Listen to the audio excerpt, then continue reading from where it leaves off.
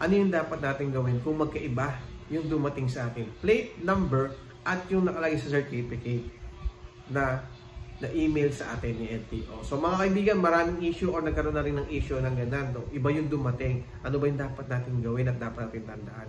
Kung sakasakali po na ganyan yung nangyari sa atin, ang pinakamagandang gawin po natin, mag-email po tayo sa LTO. Yung sa tracker po na nakalagay doon na contact us. Okay?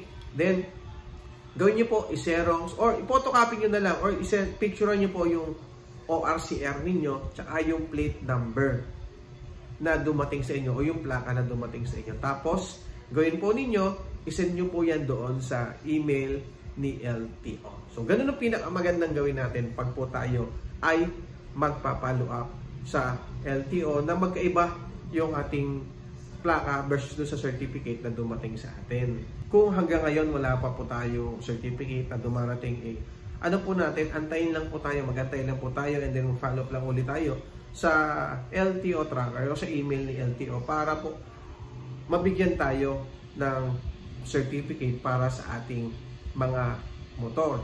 Para sa mga kumuha ng po doon sa caravan. Check nyo mabuti ang inyong certificate, baka po mamaya merong mali na napa-encode doon or sabihin natin human error na nangyari na iba po yung certificate na nakalagay doon sa plaka ninyo o kaya yung mga ibang detalye halimbawa po doon sa mga owner o kaya doon sa date or kung ano man. So check nyo mabuti kung tama po yan kasi nga po kung hindi po yan tama ipapa-update nyo ulit yan o ipako-correct nyo po yan at dapat yung ipa-correct yan, ipa-update yan doon sa mga field office kung saan po nakalagay or kung saan po naka-address yung certificate natin.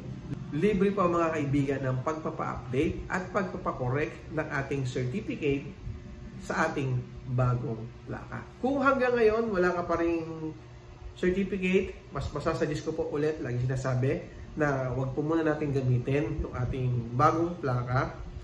Gamitin po lang natin ito kapag may certificate na, tapos mas maganda kung magpaparehistro po tayo ay isabay nyo na po yan. Ngayon, kung magkaiba yung nakalagay dun sa last digit ng ating plaka naman, ang susundin pa rin natin yung original na registration mo o yung lumang registration mo or yung lumang plaka mo. Yun ang muna ang sundin natin. Kapag nagawa mo po yan o kapag magpaparehistro ka na, ipakita mo yung inyong certificate, ipakita mo yung ang iyong bagong plaka, tapos sabihin mo ipapa-update mo na yan, and then kung napa-update mo na yan, okay, sabihin mo lang sa kanila, i-extend mo yan para doon sa susunod na plaka mo, para next year na ulit ang iyong pagpaparehistro. Okay, sana naiintindihan yung iba, no? Baka mamaya naguluhan. Ang malinaw yan, kung magpaparehistro ka ngayon, susundin mo yung luma, okay, then kapag nandoon na, ipa-update mo yung bago mong plaka.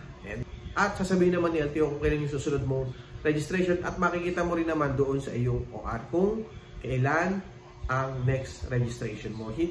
Sa mga nagtatanong naman kung saan nila kukunin yung kanilang plaka, ang susundin nyo po ay yung doon sa field office o yung region ninyo. Kung nakalagay nyo na region 4A and CR, doon nyo po kukunin ang inyong bagong plaka. Hindi po natin susundin kung kailan tayo nagparehistro. Ako po, taga Calabarzon ako pero napatigil ako sa NCR. Siyempre, doon po ako magpaparehistro. Hindi po doon ang kukunin natin yung plaka. Doon, kung ano pa rin po yung nasa CR, doon pa rin tayo kukuha ng bagong plaka. Okay? Sana malinaw po sa lahat ng wala pang plaka. Ay, siyempre, maraming salamat sa pag-follow. Pa-share na lang din po ng ating video.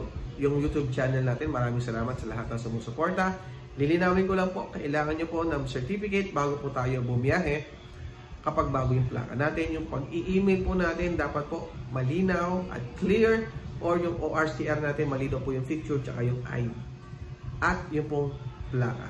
Bago po tayo mabigyan ng correction doon sa pagkakamali or sa nagkamali ng plaka versus doon sa certificate. Okay? Sana malinaw po sa lahat din. Yung iba, comment na lang po sa baba. Maraming salamat and kita-kits po tayo. Sana, ayan, sa mga ibang LTO office, field office, makapunta tayo, makapasya na tayo dyan para ma-promote natin yung magandang ginagawa ni LTO doon sa pamimigay ng plaka.